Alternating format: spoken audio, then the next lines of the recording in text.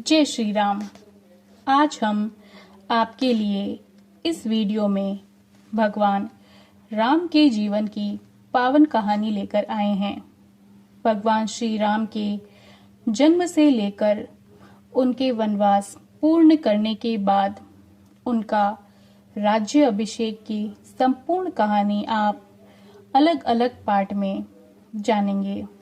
इससे पहले 3 पार्ट आ चुके हैं, उसे आपने अगर नहीं देखा है तो प्लेलिस्ट में जाकर देख लीजिए, नहीं तो आपको इसी वीडियो के डिस्क्रिप्शन में उन सभी के लिंक मिल जाएंगे। पिछले वीडियो में आपने देखा कि किस प्रकार कैकेयी ने अपने दोनों वचन राजा दशरथ से मांगे। आइए इसके आगे की कहानी इस वीडियो में जानते हैं।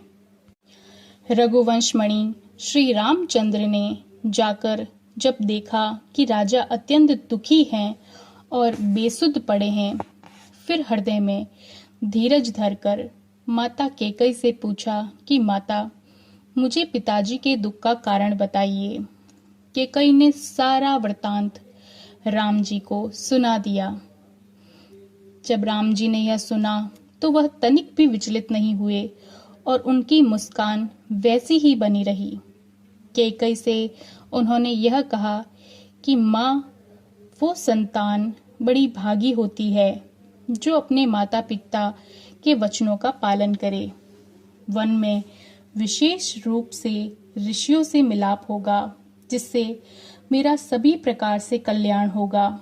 उसमें भी पिताजी की ही आज्ञा का पालन होगा और माँ, आपकी भी इच्छा पूर्ण हो जाएगी।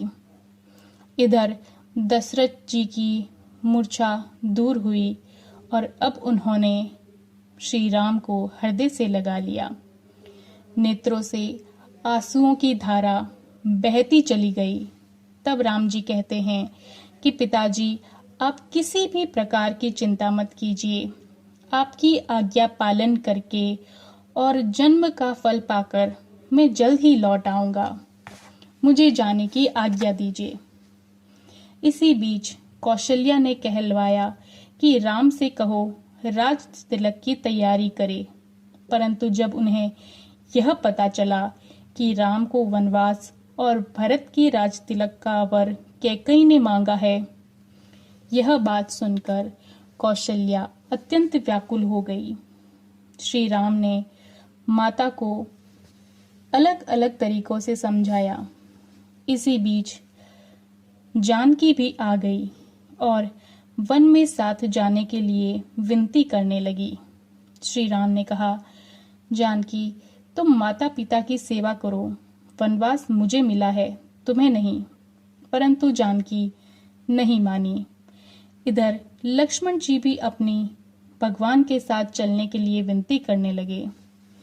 इस पर राम जी ने लक्ष्मण को समझाया कि आप यहीं रहकर प्रजा की सेवा करो, माता पिता की सेवा करो। आपके वन चलने से अयोध्या अनाथ हो जाएगी। लक्ष्मण ने भगवान के चरण पकड़ लिए और कहा कि भगवान, मुझे साथ ले चलो। प्रभु द्रवित हो गए और कहा, जाओ माता से विदा मांग लाओ। सभी ने बारी बारी से सबसे विदा मांगी और अंत में दशरथ जी के पास में गए। दशरथ ने जब तीनों को देखा तो बहुत ही व्याकुल हो गए। प्रभु ने दशरथ जी के चरणों में सिर नवाकर वन गमन की आज्ञा मांगी। तब भगुआ गेरुए सन्यासी के वस्त्र धारण कर वन को चलो तो सारे अयोध्या वासियों के आंखों में आंसू आ गए। वे भगवान के साथ साथ चलने लगे। भगवान ने प्रजा को समझाया कि आप सब वापस लौट जाओ, परंतु कोई भी नहीं माना। भगवान ने सुमंत से कहा कि रात्रि के समय किसी को बिना कुछ बताए धीरे से रथ को इस प्रकार चलाना कि किसी को भी पता न चले। इस प्रकार प्रभु श्री राम अयोध्या वासियों को अनाथ करते हुए रथ लेकर चल पड़े।